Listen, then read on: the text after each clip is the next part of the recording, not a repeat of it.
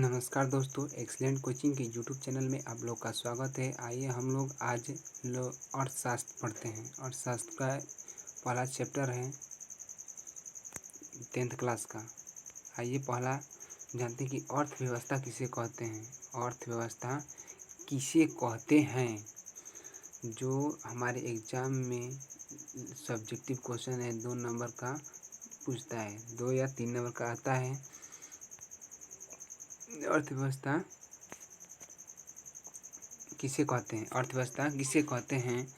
तो जीवन यापन के लिए, मनुष्य अपने जीवन यापन के लिए अपनाई गई वह उचित व्यवस्था जिसके द्वारा मनुष्य अपनी आवश्यकताओं एवं तथा इच्छाओं की पूर्ति करता है, वो अर्थव्यवस्था कहलाता है। मनुष्य अपने जीवन यापन के लिए कोई भी अगर उचित व्यवस्था लेता है और उसके द्वारा अपनी आवश्यकता तथा इच्छाओं की पूर्ति करता है, वह अर्थव्यवस्था कहलाता है। और दूसरे शब्द में जानते हैं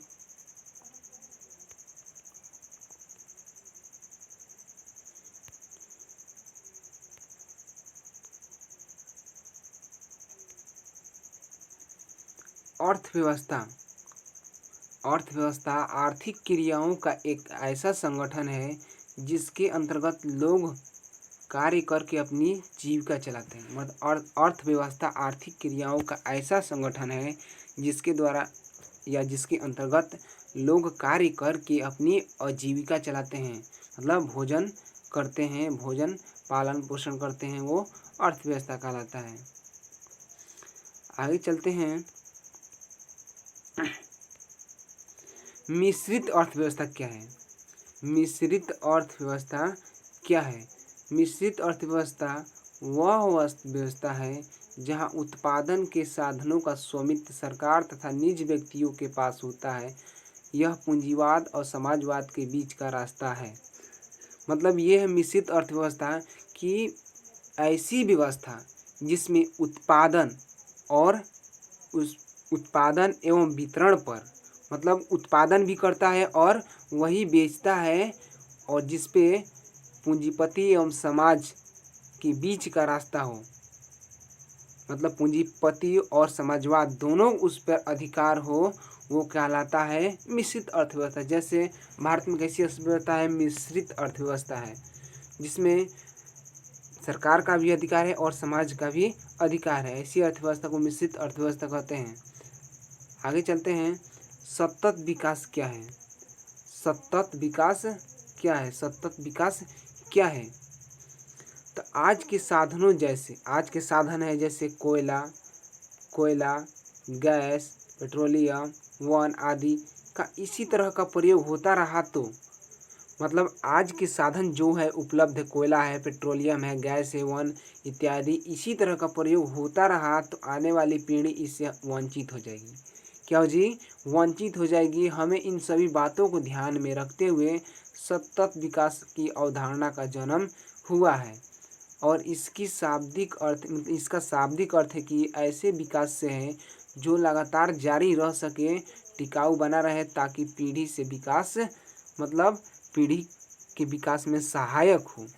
आज भी जितना भी संसाधन है, कोयला है, गैस है, पेट्रोलियम, वन आदि, इसी तरह का प्रयोग होता रहा तो आने वाली पीढ़ी जो है इस पदार्थों से, इस चीज़ से, इस साधन से वो लोग वंचित हो जाएगा, और इसका मतलब वो लोग नहीं समझेगा। इन सभी बातों को ध्यान में रखते हुए सतत विकास की अवधारणा का जन्म हुआ है, ताकि लोग इसकी पुनः आने वाली पीढ़ी उपयोग कर सके। आगे के क्वेश्चन देखते हैं।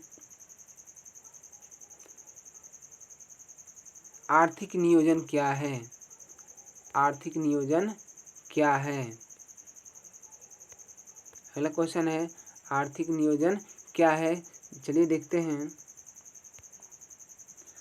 आर्थिक नियोजन का अर्थ राष्ट्र के प्राथमिक के अनुसार देश के संसाधनों का विकास क्रियाओं में प्रयोग करना। क्या आर्थिक नियोजन क्या है? मतलब आर्थिक नियोजन का अर्थ है कि राष्ट्र के प्राथमिक के अनुसार देश के संसाधनों का विकास क्रियाओं में प्रयोग करना आर्थिक नियोजन कहलाता है। आगे की ओर देखते हैं, मानव विकास रिपोर्ट क्या है। मानव विकास रिपोर्ट क्या है? मानव विकास रिपोर्ट क्या है? तो योजना आयोग के द्वारा तय की गई वह विधि जो मानव विकास की तर्ज पर तैयार की गई हो। किसके विकास पर? मानव विकास के तर्ज पर तैयार की गई हो। यह रिपोर्ट निर्धनता स्थिति मतलब गरीबी निर्धनता स्थिति जानने के लिए मानक निर्धनता सूचकांक निर्धनता के अंतर्गत काफ़ी मिलता जुलता है। मानव विकास रिपोर्ट क्या है? मानव योजना के द्वारा तय की गई वह विधि जो है मानव विकास की तर्ज पर तैयार की जाती है। यह रिपोर्ट गरीबी की स्थिति जानने के लिए, निर्धनता कितने लोग के पास धन नहीं है, निर्धन है, वह निर्धनता सूचकांक मानव निर्धन सूचकांक के अंतर्गत काफ़ी मिलता जुलता है। अगले क्वेश्चन और चलते हैं।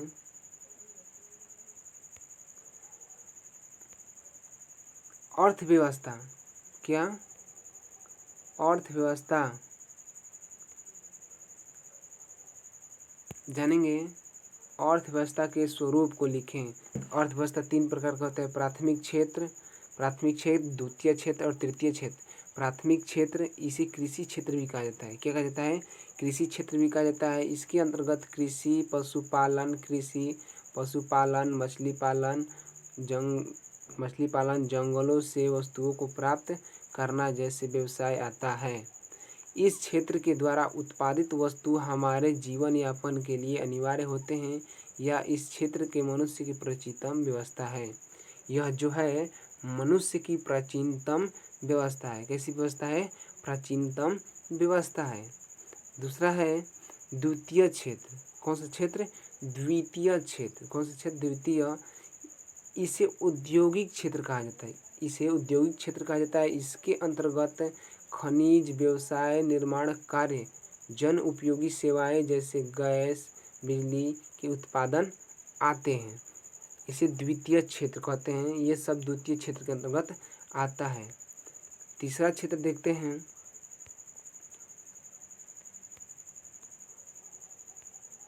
तृतीय क्षेत्र। इस क्षेत्र को सेवा क्षेत्र भी कहा जाता है। प्राथमिक क्षेत्र एवं द्वितीय क्षेत्र की क्रियाओं की सहायता प्रदान करता है, अतः इसे सेवा क्षेत्र कहते हैं। मतलब प्राथमिक क्षेत्र और द्वितीय क्षेत्र की ये जो है सेवा करता है, मतलब सहायता प्रदान करता है, इसलिए इसे सेवा क्षेत्र कहा जाता है। जैसे बैंक, बीमा, परिवहन, संचार आदि इसी क्षेत्र की वस्तुओं का नहीं सेवा का उत्पादन किया जाता है। वस्तुओं का सेवा का उत्पादन नहीं किया जाता है।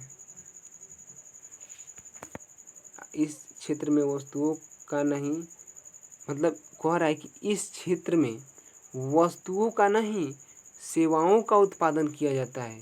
उसमें वस्तुओं का उत्पादन होता था, इसमें वस्तु का नहीं सेवाओं का उत्पादन किया जाता है।